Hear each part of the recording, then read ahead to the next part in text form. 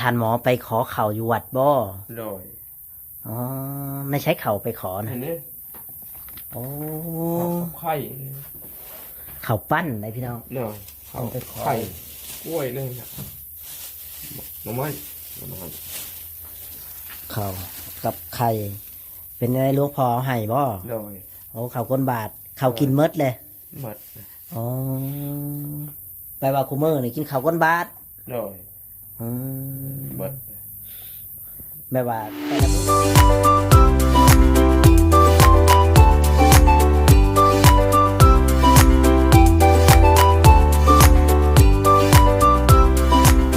ท่านหมอคือเก่าได้ยินข่าวว่าท่านหมอไปขอเข่าอยู่วัดบ่โดยอ๋อไม่ใช้เข่าไปขอนะอันนี้โอ้ไข่เข่าปั้นเลยพี่น้องโดยเขาไปไข่กล้วยเลยนะหน่อไม้เข่ากับไข่เป็นไงหลวงพ่อเอาให้บ่โดยโอ้เข่าก้นบาทเข่ากินมดเลยหมดอ๋อไปว่าคูเมอร์นี่กินเข่าก้นบาทโดยหมดแม่ว่าแต่ละมือต้องไปขอบ่มันแล้วมันเบิดละไปกินนี่มันเบิดละไปเบิดละยาแปลว่าจากมือจะคาบได้กินนะกินนี่แม่นแล้วนี่จะเก่งกับกินมาแรงนี่กับมาเช้าตอนแรงกันไปได้เนี่ยมื้อเช้าสิกินได้จ้ะไปแปลว่าเราขอกินข้าวก้นบาทพี่น้องโดยคันว่าเฮากับบ่อยากให้เจ้าฮะเวลาคนอื่นมาเฮาก็บ่อยากให้กินเขาแบบว่าคันว่ามีข้าวมีน้ำกันให้กินเจ้าสองเท่าคนอื่นมาเฮาก็แบบบ่กินร้านบ่เพิ่นมาแบบนี้เจ้าบัดปาติข่าวไว้คือเห็นเพิ่นยกกินอย่างเช่นอย่างซี่บัดมันมดในแบบนี้แล้วไผสิไปหาให้เจ้ามีมาใกล้ซ้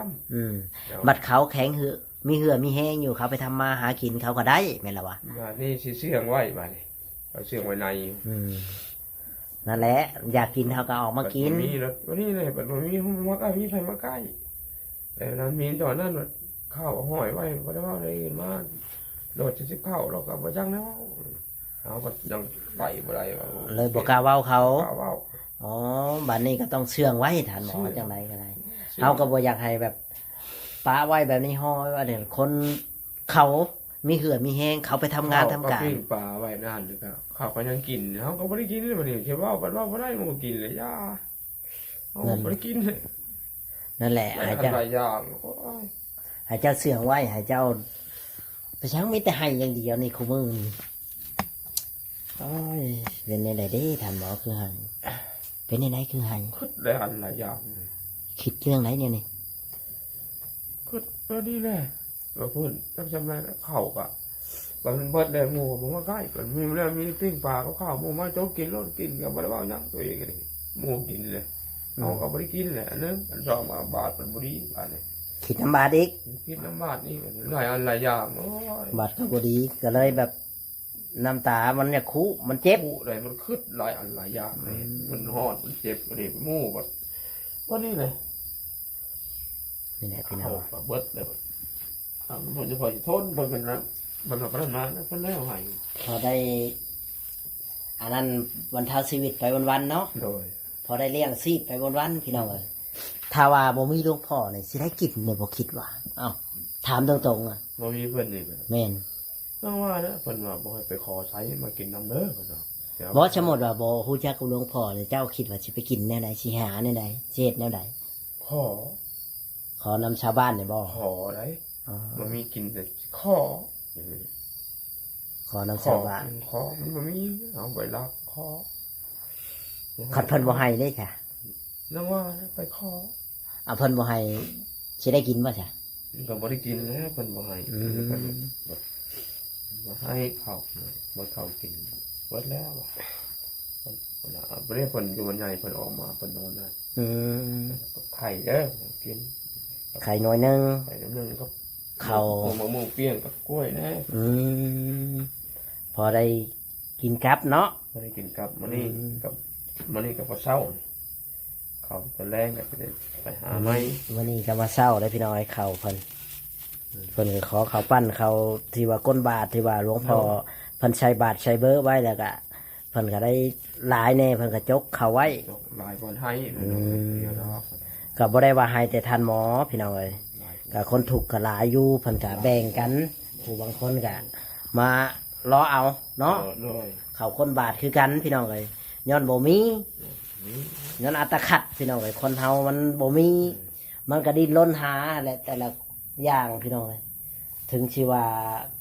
คนผู้เพิ่นอันนั้นเพิ่นก็ เพิ่นผู้อยู่น้ำนี่ก็เป็นเพิ่นบ่ตีบ่ทานก็ดูแลแต่เพิ่นมันวันนี้เข้ามาก็เราก็เป็นราชิไปเดี๋ยวจะกินใจเราจำเป็นเราเรื่องอะไรนะใจเรานี่ไปฮะวันนี้นะมานี่ประปันกันกินเราก็แบบกินบอกกินแบบนี้ได้เราก็บึ่งแน่ไปกิน หมอกินน้ำกันกับลุงเขาใช้นั่นแหละพอแม่นนั้นดอกคือเจ้าไปขอมานี่ก็กินก็แบ่งกันกินมีหยังก็แบ่งกันกิน แบ่งกันกิน พอได้กินนั่นแหละ ใครเดี๋ยวนี้ เจ้ารู้สึกว่าคันบ่มีคนสอย เจ้ารู้สึกแบบใดแบบ เคยมีคนสอยกับบ่มีนี่ รู้สึกในไหนในจิตใจเจ้า มันก็บอกคือมีผู้ช่วยนะผู้ช่วยผู้เบิ่งนี่ก็คอยเป็นดีวันนี้นะที่เขานำสปามามีกันได้ไปขอ เมื่อก่อนเจ้าเคยขอน้ำผู้ใหญ่คนอยู่บ่หรือว่าแนวใด บ่มาเลยขอแล้วเขานำสปาไป แต่ก็เคยเว้าออกไปอยู่บ่ บ่แล้วได้ก็ขอนั่นขอนี่กับเราถ้าเป็นคนเห็นเป็นไปขอแล้ว ยันว่าเพิ่นได้ยินเจ้าเว้ายันว่าผิดใจเพิ่นอย่างเช่นจังซี่ บ่ได้บ่ได้อะไรนะ แต่ว่าเคยเว้าผิดอยู่เนาะ เคยว่าผิดอยู่เคยว่าผิดเลยผมผิดเกิดผิดว่าไผ่แล้วขอโทษขอไผ่แล้วเคยว่าผิดผมคนถามว่าได้ว่าไผ่ก็จะได้แล้วไผ่ใส่กับ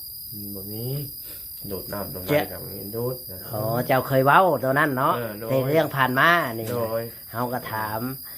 อ้าวคันว่าเจ้าเว้าผิดหรือเจ้าก็ขอโทษเพิ่นนั่นนี่ก็ได้อ่ะ ขอโทษขอไผ่ น้องขึ้นมา ขอโทษขอไผ่เด้อถ้าว่าผิดพลาดประการใดก็ขอโทษขอไผ่นำตอนนั้นแล้วงานการบริขออย่างน้ำพันเนาะอาจจะเพิ่นก็เห็นเป็นไป แล้วแต่เพิ่นสิให้ว่า เพิ่นสิให้ เป็นหยังก็ได้แต่เนาะ ผู้ได้แต่กับบ่ได้ตีได้ทานเป็นอันง่ายก็เอา ท่านหมอนี่ก็ยอมรับว่าเคยเว้าผิดอยู่พี่น้อง โดย แต่ว่าจะเราก็ขอโทษขออภัย ขอโทษขอ FC เนาะหรือว่าผู้เบิ่งผู้ชม โด หลายๆท่านนั่นแหละ โดย ที่เข้ามาเบิ่งทานหมอ เห็นทานหมอแต่ชอย แต่ว่าตอนนี้ทานหมอนะตกระกรรมลำบาก โดย ตกระกรรมลำบากย้อนหยังแบบว่า บาดแผลบ่หายแล้วก็เลยมีแต่เจ้าน้ำตาอย่างเดียวพี่น้องร้องไห้อยู่แบบ นี่คิดว่าเจ้าของนี่บดีบ่เศร้าแล้ว บ่ดีขึ้นแล้ว เพอแผลเราบ่ย่มบ่ยิ้มจักดีอะไรพี่น้อง มันเป็นบาดชื้อแล้วก็แบบทำให้เราเจ็บปวดทรมาน อยากไปหาหมุดหาหมอกับบ่มีเงินบ่มีคำเรากับบ่จักในสิเฮ็ดตอนนี้นะมีแต่น้ำตาออกมาอย่างเดียว ก็บ่ได้ว่าขอร้องว่า ให้ผู้ใดอันนั้นดอกพี่น้องแต่ว่าเพิ่นก็คนที่คนหนึ่งอะนะที่ว่าบ่จ่อยก็ว่าบ่ค่อยเป็นดอกพี่น้องเลยเห็นแล้วก็ว่าบ่ออกคือกันแต่ว่าก็อยากให้เราหายเป็นบาดเป็นแผลเนี่ยบ่ฮู้ว่าสิเฮ็ดแนวใดก็ช่วยแค่เป็นกำลังใจให้เราอะไรพี่น้อง แม่นบ่ท่านหมอ โดย เห็นบ่จ่อยมาแบบนี้ดีใจอยู่บ่ ดีใจอยู่ไปกับ บ่จ่อยบ่ได้มีหยังให้ไดเงินคำก็บ่ได้มีได มาเจ็บมาคอยดีอยู่ บ่จ่อยก็มีแต่มาถ่ายคลิปให้พ่อแม่พี่น้อง FC ได้เบิ่งก็เลยได้ชมนะเพิ่นติเตือนได้ใดบ่จ่อยก็อันนั้นก็แล้วแต่เพิ่นเนาะ โดย เพิ่นสิคอมเมนต์สิดีบ่ดีก็แล้วแต่เพิ่นสิด่าสิป้อยก็แล้วแต่เพิ่นอันนี้บ่จ่อยก็มาถ่ายที่ว่า แค่ให้พ่อแม่พี่น้อง FC ทางช่องบ่จ่อย Channel ได้เบิ่งได้ชมก็มาให้กำลังใจทางลุงหมอเพิ่นพี่น้องเนาะอย่างไรบ่จ่อยก็เป็นกำลังใจให้เพิ่นสู้ต่อไป ถึ ถึงบ่จ่อยมากับมาก็บ่มีหยังดอกกับมีแต่น้ำใจ มาเยี่ยมมายามให้กำลังใจแล้วพอให้เราสู่ชีวิตต่อไปนั่นแหละ อย่าให้เจ้าก็มันอย่าบ่ได้บ่ให้นี่ ยาบ่ได้แล้วมันเจ็บเลย อ๋อ มันฮ้อนแล้วก็มัน มันอย่าบ่ได้พี่ ยา น้อง บ่ได้ เอ้ย มันฮ้อนมันฮ้อนโอ้โห เราห้อนบานห้อนแผลแล้วเพ มัน ราะ บ่ ว่า มันบ่เศร้าฮ้อนนี่นะ แผลเรามันจุกจุกจุพี่น้องเอ้ยในใจก็อยากให้มันเช้าเนาะแต่ว่ามันหนักบ่ได้ไปปิ่นไปปัวนี่แหละพี่น้องเอ้ยมันยาก เมื่อยใส่เลย อืม มันฮ้อนนะ ยาก็จนเมื่อยใช่เลยพี่น้องเอ้ยมันห้อนมันจืดอย่างเดียว คิดท้อใจเนาะ ท่อได้ อืมไปเด้โทรมาหาหมอจอยเรื่อยๆแท้เราท้อใจพี่น้องเลยเราท้อเรา แบบเมื่อยในจิตในใจแบบว่าตัวเองนี่สิได้อยู่ลำลูกลำหลานอยู่แบบนี้ได้บ่เนาะ ว่าเงินซานได้พออยู่ก็เศร้าไปแล้วมันสิเป็นว่านี้โอ้ย ชีวิตนี่ก็คนเฮาก็เกิดมามีชีวิตครั้งเดียวเนาะท่านหมอเนาะ โดย ชำตอนนี้ก็ชำท่านหมอในตายแล้วก็เกิดใหม่ในเฮือนในซากโดยของตัวเอง โดย แต่กี้ชำอยู่ในหลุมเป็นบ่ โดย ตอนนี้ชำเกิดใหม่เลย โดย แต่ว่าก็มาบาดแผลนี่แหละก็ชำแย่ลงอีก เนี่ยตรงนี้ จิตใจ แผลนี่นะ อืม ตัวนี้เศร้าแล้วก็แล้วน้อยใจจังกับปัดขาอันนึงมันชอกมายันพอดีพอดีมันเอาย่างก็ไล่มันเปื่อยมันการเข้าการกระดูกเลยไปก็ได้แล้วบาดแห้งแล้วบาดนี่ สายทีมซื้อ แล้วรถบาดนี่ ๆไผสิมาเบิ่งมาดูแลบัด ตรงนี้ไฟมาเบิ่งมาดูแลบาดนี่แห้งแล้วรถจังหวะแต่ว่านอนห้อยออกอยู่เดียวมันห้อนแห้งเลยอ่ะ อืมกินก็บ่ได้กิน อืม ขี่ก็บ่ได้ขี่เหนียวก็บ่ได้เหนียว ลำบากนะ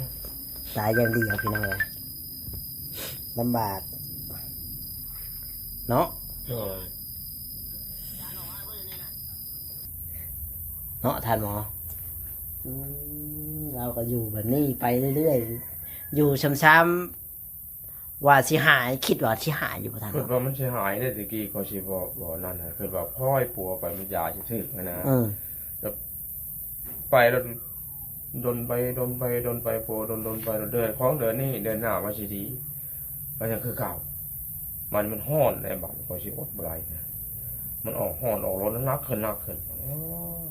มันก็สิย่างบ่ได้แล้วนี่เบิ่งนี่มันเข่งเลยนี่ อืม มันเข่งเลยเบิ่งนี่มันย่างบ่ได้มันมึนเนี่ยมึนกับมึนใส่เส้นตัวนี้มึนเนี่ย แต่ย่างไปกับเป็นนี่ก็แก้ขาไปซื่อ แก้ไปชื่อเนี่ยบ่ย่างทั้งนั้นเลยเนี่ยย่างก็ได้ใช้สามขาไปเล็กน้อย ๆได้ใช้สามขาเนาะ มันห้อน เราก็ทรมานนะพี่น้อยถือว่าทรมานหยังทรมานบาดแผลบ่หายแล้วก็บ่เศร้าเราก็บ่จักแนวเฮ็ดพี่น้องเอ้ยแต่บ่ฮู้ว่าสิเฮ็ดแนวใดในชีวิตนี้อาจสิเราคิดอย่างเดียวนี่เรายันบ่รอดพี่น้องเอ้ยค่ะมันเป็นบาดกายไปแล้ว บ่รอดเลยมันกายเลย คือว่าตายเลยเนาะท่านหมอมันบ่ดีมันบ่เศร้า มันบ่ดี ตัวไหนก็บ่เศร้าเลย เปื่อยมันจะเป็นมะเร็งกินดูอ๋อเป็นมะเร็งกินดูมะเร็งกินดูมันก็กัดเข้าเพราะว่าอยู่ในกระดูกคนละมันก็มีเนาะมันกินจนเข้าไปมันก็สิเฮ็ดหยังซักยากับพวกนี้บัดมันเข้าบ่ได้ อืม เลยเบิดชีวิตตายย้อนเสียชีวิตย้อนเลยอันนั้นมันสองมามันบ่เช้าเขาตัดขาเนี่ย คันทำว่าเขาตัดขาเขาสิเอาเงินมันใช้ให้เจ้า นั่น ค่ะ แหละเจ้าว่ามันบ่มีเงินนี่แหละเลยขึ้นไปไหนอันละอย่างนอนให้คืนนี่ก็ให้เพิ่นนั่นแหละเป่าเอาถ้วยน้อยนี่พี่เราพี่ก็ทุเลาหน่อยนึงแล้วกินยาหมอกอันนี้นะสองเม็ดให้มันแห้งว่ายามันแห้งนะให้มันเศร้าฮ้อนมันบ่เศร้าอะมันฮ้อนมาแต่ไหน อืม โอ้ไฟใหม่ก็นานดีแท้โอ้ย นานดีนานเช้าเนาะ นั่นนี่นั่นเช้าเลย4 เดือนเลยได้เดือน4 เด้อ 4 เดือนแล้วยังบ่เช้ายังบ่ขยับ ยัง อื บ่ขยับ มเฮ็ดได้ทันบ่ให้สู้ต่อไป เป็นกำลังใจให้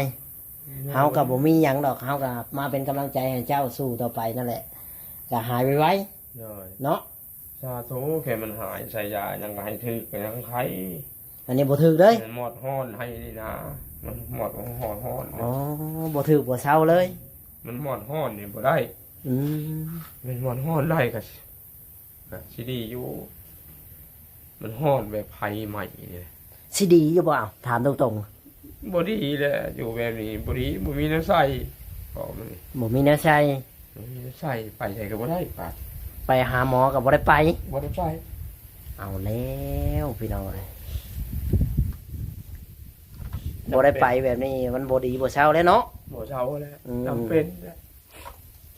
ในโลกมันจำเป็นชาตินี้เท่านี้ชาตินี้ อืมโอเคอาจารย์คลิปนี้ก็สิบ่มีหยังหลายขอจบคลิปไว้ก่อนพี่น้องเอ้ยพอกันกับคลิปหน้าคลิปในสวัสดีและสบายดีลุงหมอ สบายดี เลย